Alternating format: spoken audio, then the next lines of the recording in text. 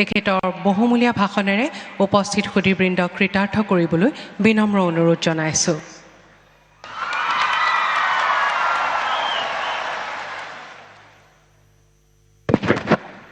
খবৰ কেনেকুৱা সকলোৰে? কিমান ভাল? বহুত ভাল।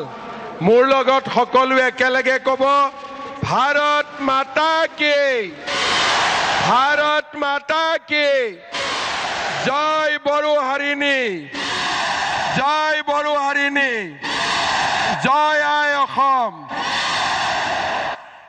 আজিৰ সভাত আমাৰ মাজত উপস্থিত ভাৰতৰ সন্মানীয় প্ৰধানমন্ত্ৰী শ্ৰী নৰেন্দ্ৰ মোদী ডাঙৰীয়া, অসমৰ সন্মানীয় ৰাজ্যপাল শ্ৰী লক্ষ্মণ প্ৰসাদ আচাৰ্য ডাঙৰীয়া, ভাৰত চৰকাৰৰ সন্মানীয় মন্ত্ৰী শ্ৰী সৰ্বানন্দ সোণোৱাল ডাঙৰীয়া, বিধানসভাৰ অধ্যক্ষ শ্ৰী বিশ্বজিৎ দৈমাৰী ডাঙৰীয়া, কেন্দ্ৰীয় মন্ত্ৰী পবিত্ৰ মাৰ্ঘেৰিটা ডাঙৰীয়া, BTCৰ প্ৰধান শ্ৰী হাগ্ৰামা মহিলাৰী ডাঙৰীয়া, সন্মানীয় মন্ত্ৰীসকল, সাংসদসকল আৰু আজি অসমৰ বিভিন্ন স্থানৰ পৰা অহা সন্মানীয় ৰাইজ আৰু বাগৰুম্বাৰ ঐতিহাসিক পৰিৱেশনত অংশগ্ৰহণ কৰিবলৈ অহা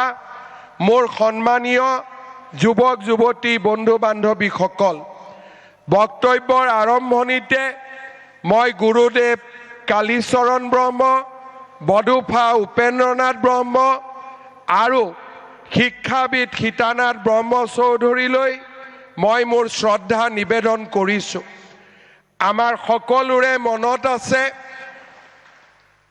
1957 চনৰ 26 জানুৱাৰী তাৰিখে শ্ৰী সতীশ চন্দ্ৰ বসুমতাৰী, ওস্তাদ কামিনী কুমাৰ নাৰ্জাৰী আৰু মদাৰাম ব্ৰহ্মৰ নিৰ্দেশনাত নতুন দিল্লীত প্ৰথম বাগৰুম্বা নৃত্যৰ ঐতিহাসিক পৰিৱেশন হৈছিল আৰু তাৰ পিছতেই বাগৰুম্বাই ৰাষ্ট্ৰীয় স্বীকৃতি লাভ কৰিবলৈ সক্ষম হৈছিল।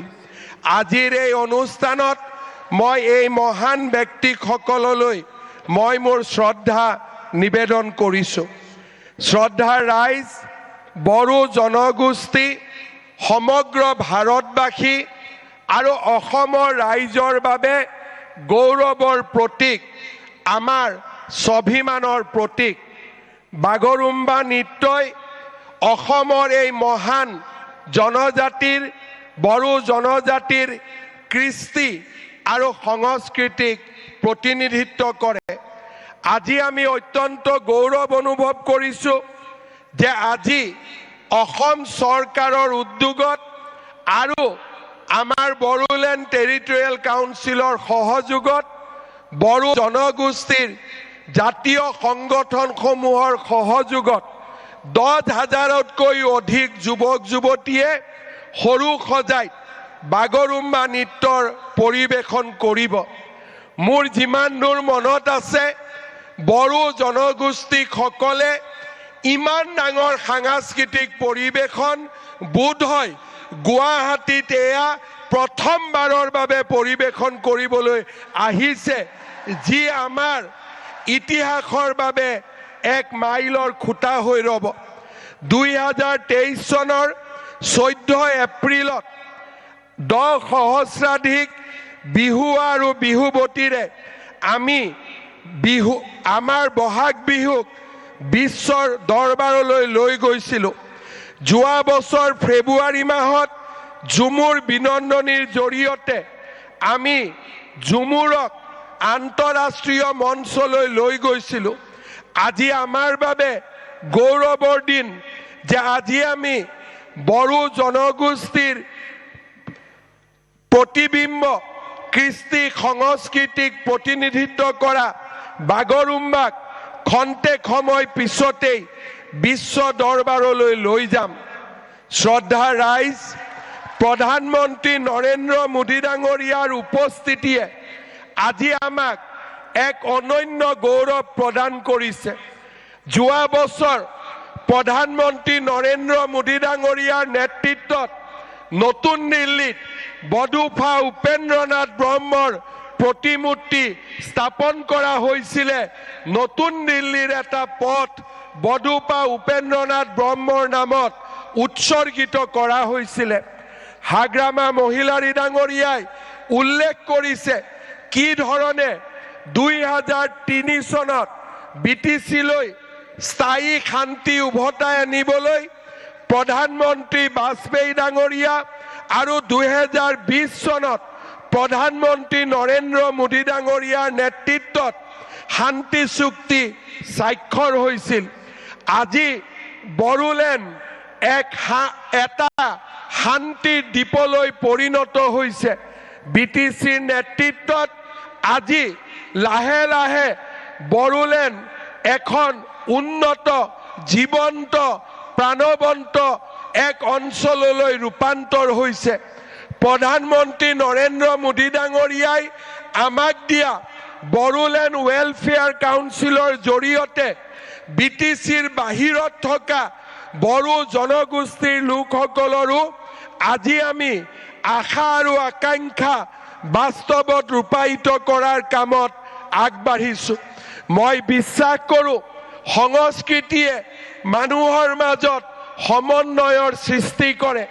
বাগৰুম্বাৰ এই প্ৰদৰ্শনে বড়ো জনগোষ্ঠীক আমাৰ অন্যান্য অসমত বাস কৰা জনগোষ্ঠীৰ ওচৰ চপাই লৈ আহিব এখন বৰ অসম আৰু এখন মহান ভাৰতৰ আধাৰশিলা স্থাপন কৰিব।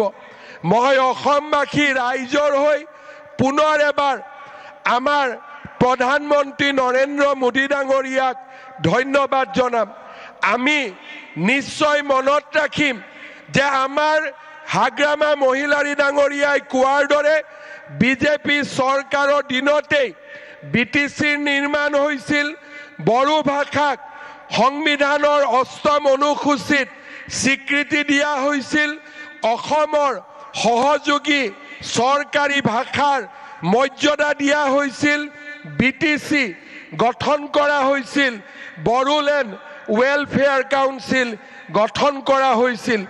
মই বিশ্বাস কৰোঁ যে আজিৰ এই অনুষ্ঠানে আমাক ইজনৰ আৰু সিজনৰ মাজত সম্বন্ধ আৰু অধিক মজবুত কৰিব, আৰু অধিক শক্তিশালী কৰিব, আৰু বডুফা উপেন্দ্ৰনাথ ব্ৰহ্মৰ আদৰ্শক বাস্তৱত ৰূপায়িত কৰাত আমাক আকৌ এবাৰ প্ৰেৰণা যোগাব।